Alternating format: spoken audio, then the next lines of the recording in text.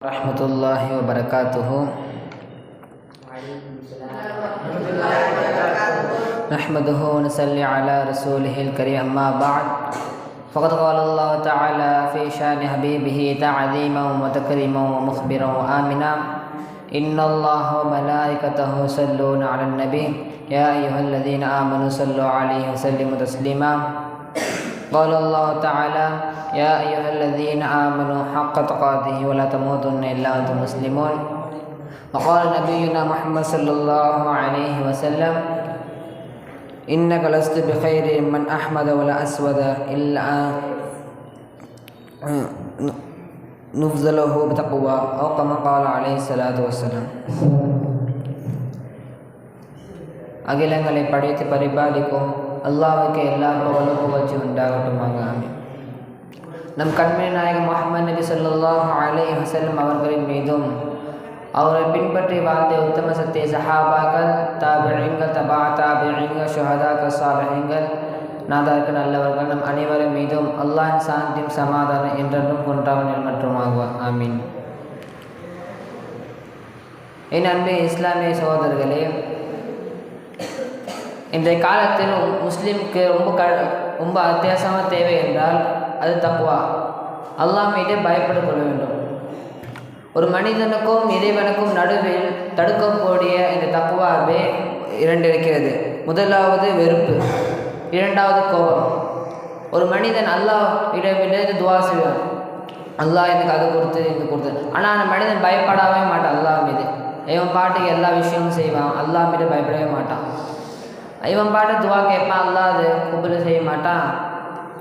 இவனு வெறுப்பந்துடும், அல்லாஹ் தாலா நம்ம எதுவுமே கொடுக்கறது இல்லை அப்படின்னு சொல்லி. இவன் அல்லாஹ் பயப்படாமல் இருந்தால் அல்லாஹ் தாலா எப்படி கொடுப்பான்? இன்னொன்று இவன் பாட்டு ஏதோ ஒரு விஷயம் செய்வான், அது ஹராமாக இருக்கும்.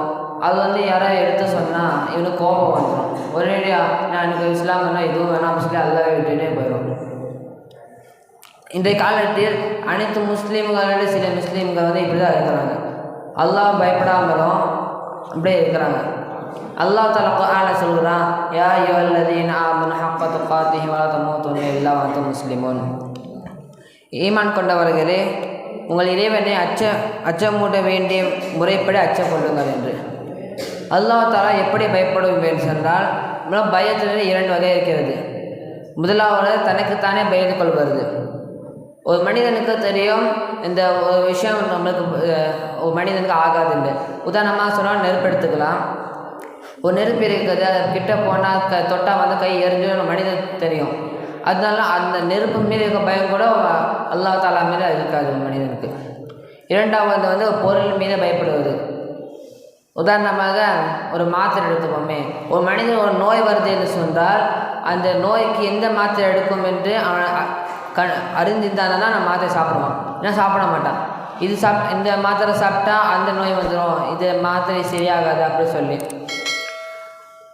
அந்த சின்ன மாத்திரை மீது அந்த பயம் கூட அல்லாஹ் தஆலா மீது இருக்கிறது இல்லை.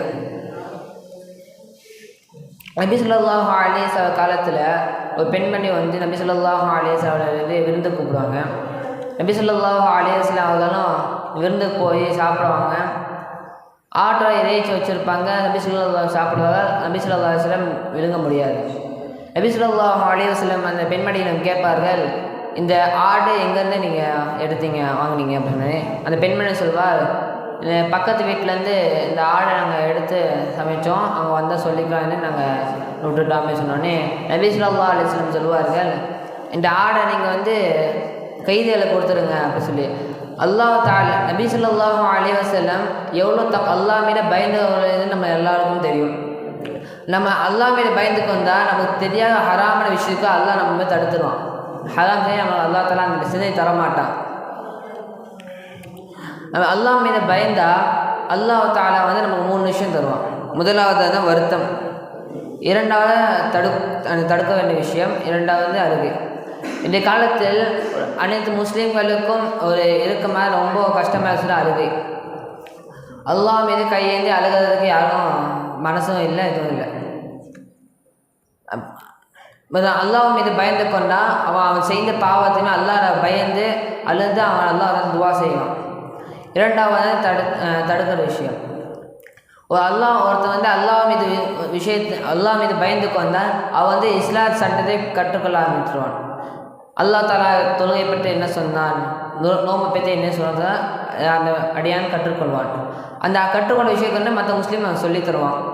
இரண்டாலும் வருத்தம், ஒரு முஸ்லீம் அல்லாஹ் மீது பயந்து இருந்தால் அவன் அவன் ஏதாவது சின்ன பாவம் செய்தாக்க அவன் அந்த மாதிரி பயப்படுவான், அல்லாஹ் தஆலா நம்ம தண்டிச்சிருவானா இல்லை.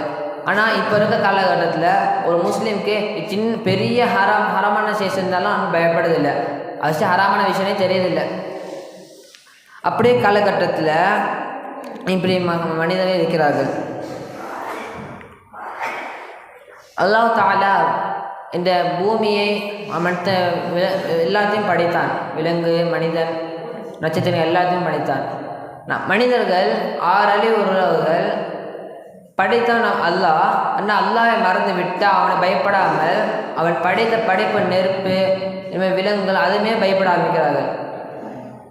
ஒரு சிங்கம் புலி நம்ம முன்னாடி விட்டால் எப்படி தொட நடுங்குமோ, ஆனால் அல்லாஹ் தஆலா நம்ம மறுபடியும் நெருப்பில் போட்டுருவான்னு சொல்லி ஒரு சின்ன கவலை கூட இருக்க மாட்டேன் மனுஷனுக்கு. இதில் இதில் இன்னொன்னா முஸ்லீம் இதில் கிபுரா சுற்றிட்டு இருக்காங்க. அல்லாஹ் மேலே பயப்படாமல் நான் தான் பெரியவன் அப்படின்னு சொல்லி கிப்ரா நடத்துவாங்க. அது நபி ஸல்லல்லாஹு அலைஹி வஸல்லம் சொல்வார்கள், இன்னக லஸ்து பி கைரி மன் அஹ்மத வல அஸ்வத இல்லா தஃதுலஹு பி தக்வான். நிச்சயமாக உங்களிலே கருப்பானவர்களோ சிறப்பானவர்களோ சிறந்தவர் இல்லை, தக்வாவை கொண்டு மிகத்ததை தவிர என்று. அன்பார்ந்தவரே, இன்ஷா அல்லாஹ் நம் வாழக்கூடிய காலகட்டத்தில் அல்லாஹ்வை பயந்து வாழக்கூடிய பாக்கியத்தையும் அல்லாஹ்வை பயந்து கொண்டு மரணிக்கொள்ள பாக்கியத்தையும் வல்ல ரஹ்மான் உங்களுக்கும் என் தந்தார் புரிவானாக. அஸ்ஸலாமு அலைக்கும் வரஹ்மத்துல்லாஹி வபரகாத்துஹு.